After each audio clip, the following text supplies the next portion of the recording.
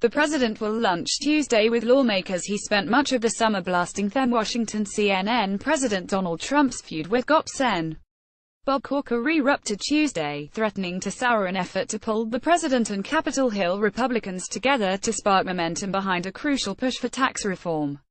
The president accused the Tennessee senator of enabling President Barack Obama's Iran deal, shading the facts on that issue, and of now fighting tax cuts.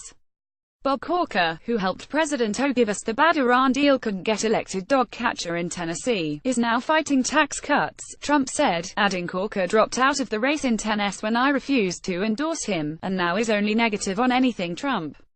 Look at his record. Corker tweeted right back at Trump. Same untruths from an utterly untruthful president. Alert the daycare staff, he wrote in a biting tweet.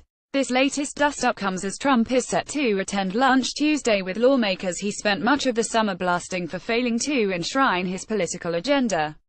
Some have been critical over his chaotic, unpredictable method of governing, but Trump hopes to woo them to finally rack up a genuine legislative win on tax reform. The atmosphere will be especially charged because a number of Trump's hosts fear a 2018 primary challenge from populist, nationalist candidates in his own image, being recruited by his erstwhile political guru Stephen Bannon. Others, like Corker, have questioned Trump's fitness to serve as commander-in-chief. While the meeting will highlight political and temperamental divides between Trump and Majority Leader Mitch McConnell and his troops, both sides have enough at stake to bury their mutual resentment and work together. The president needs a win to avoid the embarrassment of a barren first year of his term that has undercut his claims to be the ultimate dealmaker and raised doubts about his capacity to dare on big campaign promises. Establishment Senate Republicans are even more desperate, striving for an achievement to appease GOP primary voters that could blunt the attacks of Bannon's shock troops in his season of war against his own party. Sen. John Thune, a member of the Senate Republican leadership, told CNN's Ted Barrett that Trump would do well to show the senators he wants to be a constructive partner in the wake of a truce that emerged after a joint news conference between the president and McConnell in the White House Rose Garden last week. If you have people running for re-election next year, the best thing you can go back and talk about is that you'd gotten results.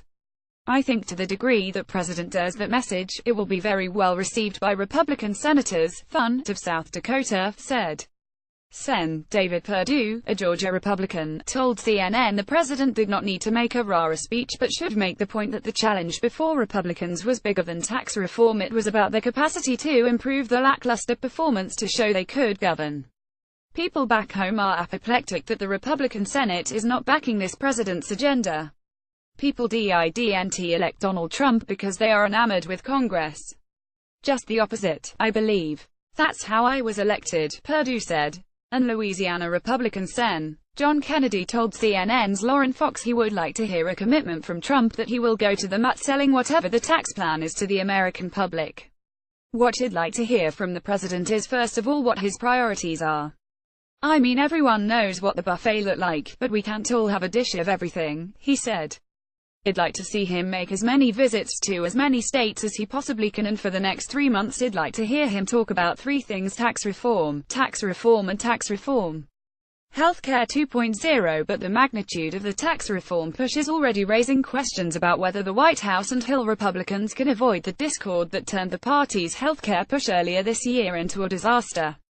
Trump so far has adopted a similar approach to the failed Obamacare effort, talking up the historic nature of the tax legislation and lacing it with superlatives, but also again giving the impression he is not up to speed with the policy details.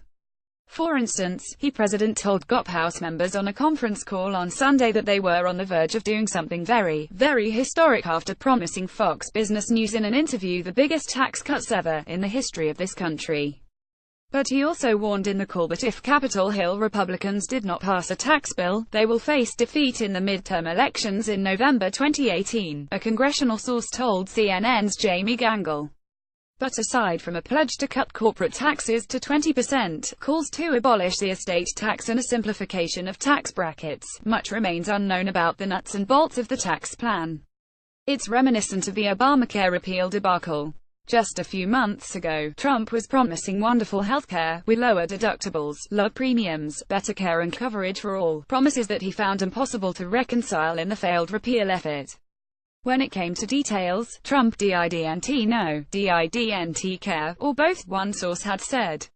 It's possible that the chastening experience of healthcare reform's failure could prompt Trump to become more engaged on the tax issue. Given his long experience in business, the tax code is also closer to the president's area of expertise than the intricacies of the health insurance industry. And the urgency of the tax reform debate for Republicans could help to paper over cracks in the Republican coalition. GOP deficit hawks are now willing to embrace a plan that does not immediately pay for itself in order to get something done. Rep. Mark Meadows, a fiscal conservative and member of the Freedom Caucus that helped scupper the leadership's Obamacare repeal plans, signaled flexibility over the tax plan Monday.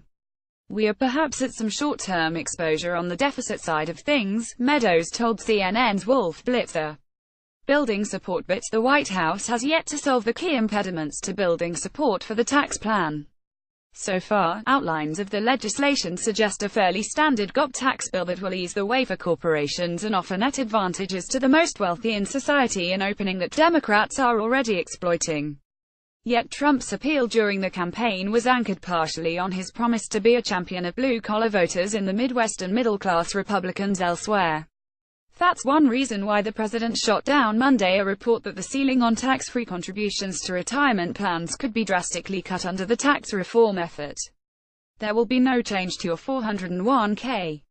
This has always been a great and popular middle-class tax break that works, and it stays, Trump tweeted Monday.